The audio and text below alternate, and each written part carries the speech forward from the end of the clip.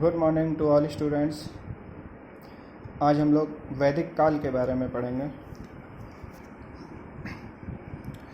भारतीय सभ्यता एवं संस्कृति संसार की प्राचीनतम सभ्यता एवं संस्कृतियों में से एक है। सभी का मानना है कि वेद संसार के प्राचीनतम ग्रंथ हैं। वेदों की संख्या 4 है: ऋग्वेद, अथर्ववेद, यजुर्वेद, सामवेद। भारत में 250 ईसा पूर्व से 500 ईसा पूर्व तक वेदों का वर्चस्व रहा है। इतिहासकार इस काल को वैदिक काल कहते हैं। वैदिक काल में हमारे देश में समृद्ध शिक्षा प्रणाली का विकास हुआ। इस शिक्षा प्रणाली को वैदिक शिक्षा प्रणाली कहते हैं। वैदिक शिक्षा प्रणाली इसलिए भी कहा जाता है क्योंकि विकास वैदिक काल में हुआ और यह वैदिक धर्म और दर्शन पर आधारित थी। ठीक है। वैदिक काल से हमारा सीधा सा अर्थ यह है, या इसका सीधा तात्पर्य यह है कि जिस काल में वेदों की शिक्षा दी जाती थी।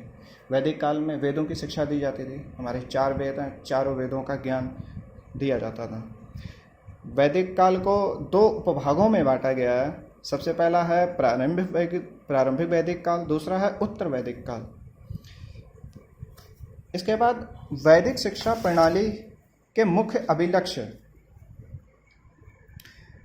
शिक्षा का प्रशासन एवं वित्त। वैदिक शिक्षा प्रणाली के प्रशासन एवं वित्त के संबंध में 3 तथ्य हैं। सबसे पहला, राज्य के नियंत्रण से मुक्त।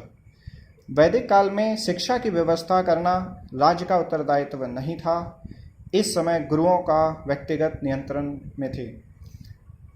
कहने का मतलब ये हुआ कि जो वैदिक काल में जो शिक्षा थी उस पर राज्य का कोई नियंत्रण नहीं था, राज्य का कोई योगदान नहीं था, वो गुरुओं के व्यक्तिगत नियंत्रण में थी। दूसरा था निःशुल्क शिक्षा। शिक्षा निःशुल्क थी, परंतु शिक्षा पूर्ण हो जाने पर शिष्य अपने गुरुओं को अपने सामर्थ्य अनुसार गुरु दक्षिणा अवश्य देते थे।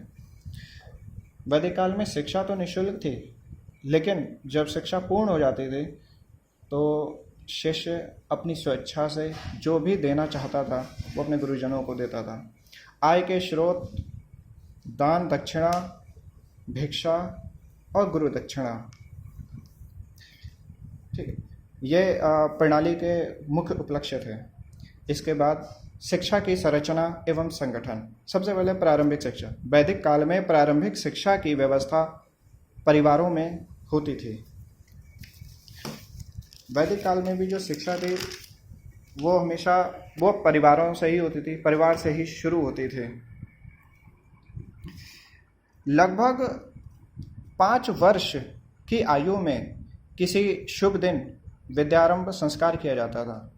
जब बच्ची की आयु 5 वर्ष होती थी, यानी 5 वर्ष तक किसी भी दिन, अच्छा दिन देखकर विद्यारंभ संस्कार किया जाता था।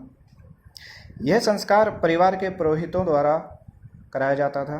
बच्चे को स्नान कराकर नए वस्त्र पहनाए जाते थे और पुरोहित के सम्मुख प्रस्तुत किया जाता था, और पुरोहित नया वस्त्र बिछाकर उस पर चावल बिछाता था और इसके बाद देवताओं की आराधना की जाती थी और बच्चे की उंगली पकड़कर उसके द्वारा बिछे हुए चावलों पर वर्णमाला के अक्षर बनाए जाते थे और कुल पुरोहित को भोजन कराकर दक्षिणा प्रदान की जाती थी, और फिर बच्चे की शिक्षा नियमित रूप से शुरू हो जाती थी।